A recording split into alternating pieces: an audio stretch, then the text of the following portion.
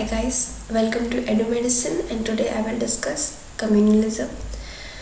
Last अपने lecture में मैंने फंडामेंटलिज्म डिस्कस किया था और आज कम्युनलिज्म संप्रदायवाद हम डिस्कस करेंगे. सो कम्युनलिज्म और फंडामेंटलिज्म ऑलमोस्ट सेम चीज़ ही है, बट फिर भी इसमें बहुत ब्रॉड डिफरेंस है. फंडामेंटलिज्म जो है वो एक्सट्रीम है, लेकिन कम्युनलिज्म उतना एक्सट्रीम नहीं होता. सो हम डेफिनेशन पे ध्यान देते हैं कम्युनलिज्म का, तो उसका मतलब होता है strong attachment to one's own community, यानी अपने संप्रदाय से एक बहुत ही गहरा अटैचमेंट लगाव कह रहे हैं. लेकिन इंडिया के कॉन्टेक्स्ट में ये अनहेल्दी रहा, ये ख़राब रहा. जैसे कि हमको पता है कि 1947 का पार्टीशन का मेन रीज़न कम्युनलिज्म ही था, जो कि हिंदू मुस्लिम कम्युनिटीज़ के बीच में इतना डेवलप हो गया कि हमें 2 नेशन बनाने पड़े, अब तो 3. तो बाद में बांग्लादेश भी बन गया 1971 में.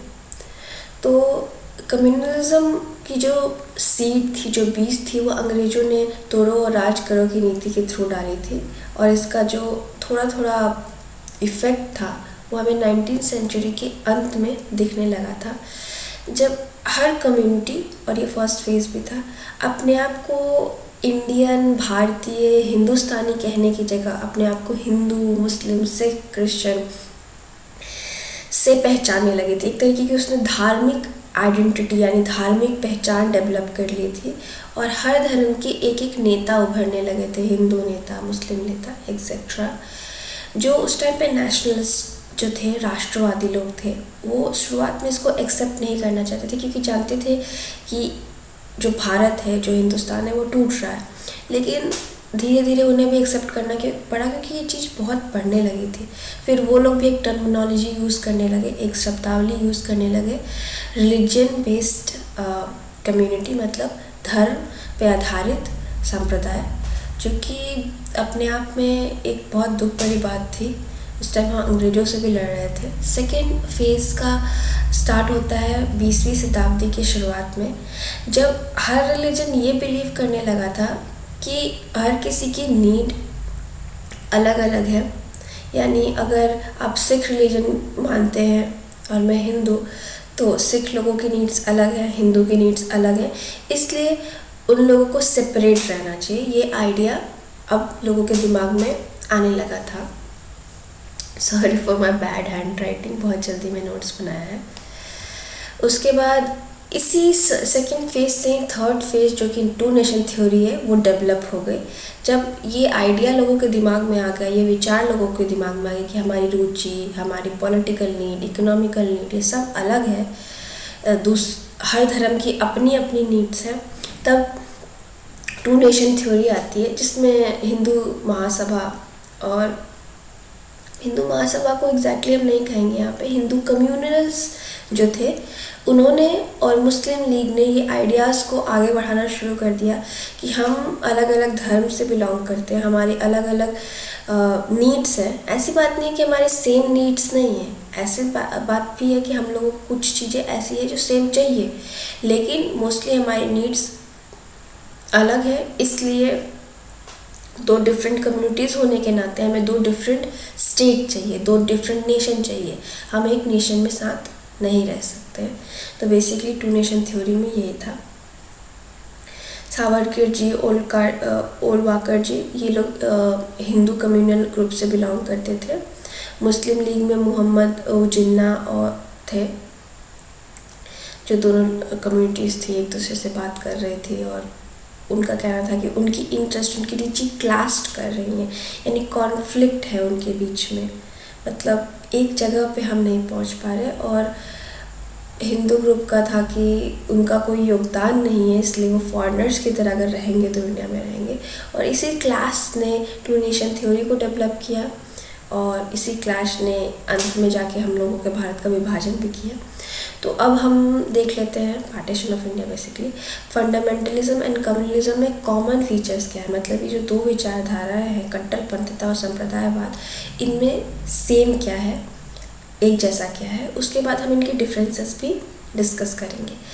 तो इनके बीच में ये सेम है कि ये दोनों इस कॉन्सेप्ट को नहीं मानते कि धर्म और पॉलिटिक्स और राज्य अलग अलग होने चाहिए। उनके हिसाब से धर्म का बहुत मेन रोल होता है। स्पेसिफिकली फंडामेंटलिस्ट जो कट्टरपंथी होते हैं वो तो कहते हैं कि धर्म से ही राज्य चलना चाहिए।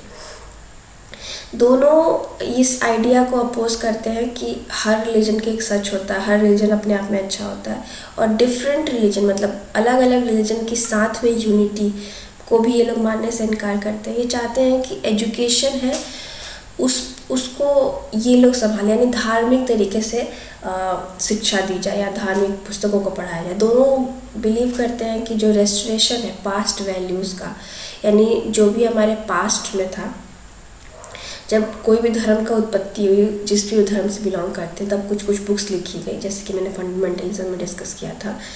तो अगर नहीं देखा है तो वीडियो को ज़रूर देखिएगा।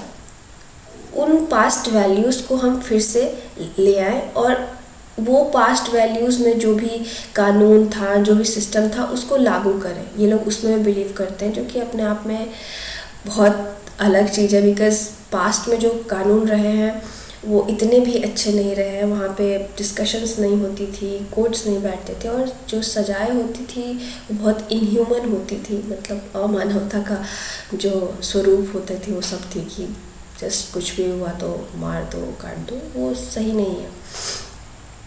और उन लोगों का ये भी मानना है कि सेकुलरिज्म जैसा कुछ नहीं होता है। और वो लोग ये भी मानते हैं कि जब भी मतलब मान लीजिए प्राचीन काल में भी कोई धर्म अगर डेवलप हुआ तो उस टाइम ही वो परफेक्ट हो गया, उसमें कोई चेंज की ज़रूरत नहीं है। अब हम डिफरेंसेस डिस्कस करते हैं कि संप्रदायवाद में और कट्टरपंथता में क्या होती हैं। तो सबसे बड़ी डिफरेंस ये है कि जो फंडामेंटलिस्ट होते हैं, जो कट्टरपंथी होते हैं, वो सांप्रदायवाद हो सकते हैं, लेकिन सांप्रदायिक हो सकते हैं, बट जो सांप्रदायिक लोग होते हैं वो ज़रूरी नहीं है कि कट्टरपंथी हो, यानी कम्युनलिस्ट ज़रूरी नहीं है कि वो कट्टरपंथी हो, लेकिन कट्टरपंथी कम्युनिस्ट हो सकता है। एग्जाम्पल लेते हैं, जैसे इंडिया में हिंदू महासभा, आरएसएस, भारतीय जनता पार्टी, मुस्लिम लीग, अकाली दल, ये सब कम्युनल पार्टी थी, यानी सांप्रदायिक पार्टियाँ थी। लेकिन ये लोग फंडामेंटलिस्ट कट्टरपंथी नहीं थे। ये लोग अन्य धर्मों की भी इज्जत करते थे और अन्य धर्मों को डिस्ट्रॉय करने की बात नहीं करते थे। एग्जाम्पल एक और है, पाकिस्तान और बांग्लादेश दोनों कम्युनल स्टेट है, पर इसका मतलब नहीं है कि वो फंडामेंटल स्टेट है। इसका मतलब ये हुआ कि वहाँ धर्म का राज्य नहीं चलता है। ऐसा नहीं है कि धार्मिक लोग राजा बन बैठे हैं और केवल थियोरोक्रेसी, धर्मतंत्र ही चल रहा है। नहीं, वहाँ पे भी डेमोक्रेसी, राष्ट्र लोगों का तंत्र ही है। ऐसी बात नहीं है कि धर्मतंत्र है। उसके बाद जो कम्युनिस्ट होते हैं वो पास्ट को, जो पास्ट में उनके रिलीजन डेवलप हुआ, उसके बुक्स को याद करना चाहते हैं एज अ याद रखने के लिए, या उनका कल्चर थोड़ा बहुत इन्फ्लुएंस करने के लिए, लेकिन वो लोग फ्यूचर में भी बदलाव चाहते हैं। बट फंडामेंटलिस्ट जो होते हैं वो असलियत में चाहते हैं कि पास्ट आ जाए और पास्ट की तरह ही सब कुछ हो जाए।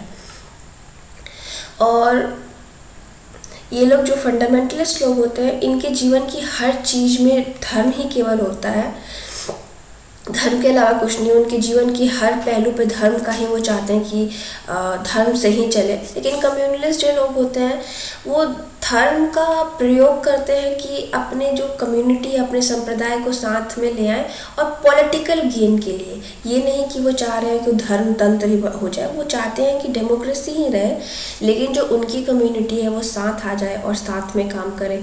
बेसिकली पॉलिटिकल गेन चाहिए होता है, बेसिकली वोट चाहिए होता है। तो इस तरीके से आप समझ सकते हैं। उसके बाद जो फंडामेंटलिस्ट है वो चाहते हैं कि जो उनका धर्म है वो पूरे विश्व में फैल जाए। अगर वो क्रिश्चियन है, फंडामेंटलिस्ट है, तो क्रिश्चियनाइजेशन पूरे विश्व में हो जाए। और वहीं पे कम्युनलिस्ट जो होते हैं वो ऐसा नहीं चाहते, वो चाहते हैं कि सोसाइटी में रह रहे हैं वहाँ पे ये थोड़ा धर्म वाला डेवलप हो जाए।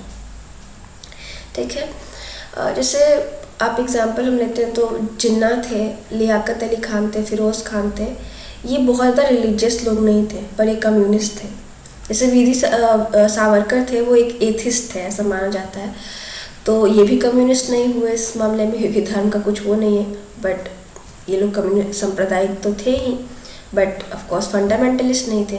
लेकिन अगर आप मौलाना मौदूदी की देखते हैं, ये मुस्लिम कम्युनिटी का एक ग्रुप था। ये लोग बहुत फंडामेंटलिस्ट थे, बट इन लोगों ने पार्टीशन का नहीं चाहते थे। तो ये ज़रूरी नहीं है कि हम ये मान लें कि फंडामेंटलिस्ट ही पार्टीशन चाहते थे। हमारे यहाँ पे कम्युनलिज्म ने ज़्यादा ही वो किया, तो कम्युनलिज्म ज़्यादा डार्कर यहाँ पे हम लोग के केस में हो गया, बट ऐसा नहीं होता। फंडामेंटलिज्म हमेशा एपिक होता है, अंत होता है, एक्सट्रीम होता है। तो हम टारगेट देख लेते हैं कि फंडामेंटलिज्म किसको करता है और कम्युनलिज्म किसको करता है। तो फंडामेंटलिस्ट है वो अपने, यानी कट्टरपंथीता है जो अपने धर्म के फॉलोअर्स है उन्हीं को टारगेट करते हैं। लेकिन जो कम्युनलिस्ट होते, संप्रदायवाद होते, वो दूसरे संप्रदाय पे अटैक करते हैं बेसिकली।